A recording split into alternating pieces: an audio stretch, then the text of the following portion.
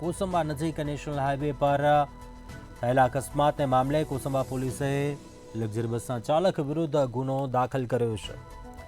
ચાલકે પૂર ઝડપે લક્ઝરી બસ ચલાવતા અકસ્માત સર્જાયો હતો।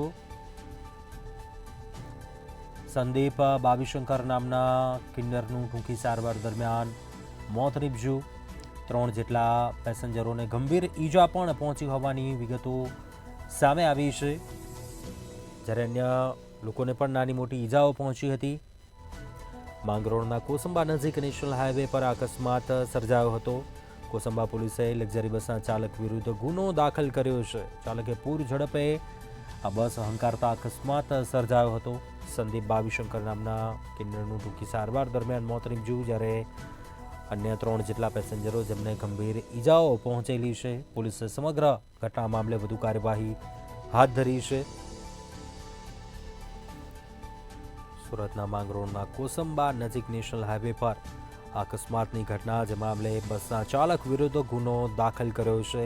ચાલકે પૂર ઝડપે બસ ચલાવતા અકસ્માત સર્જાયો હતો।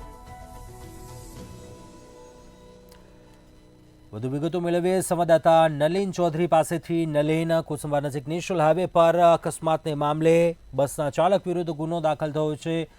શું અકસ્માત સર્જાયો હતો? શું હાલ વિગતો જાણવા મળી છે સમગ્ર ઘટના મામલે?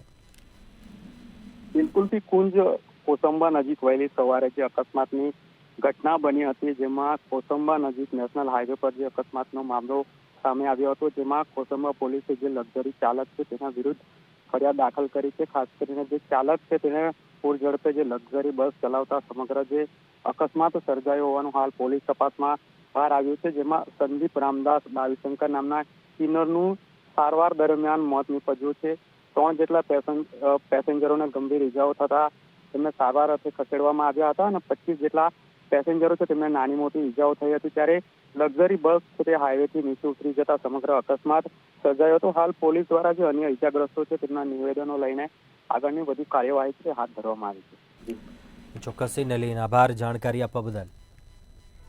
માંગરોળના કોસંબા નજીક નેશનલ હાઈવે પર આ અકસ્માતનો મામલો, લક્ઝરી બસના ચાલક વિરુદ્ધ હાલ પોલીસે ગુનો દાખલ કર્યો છે।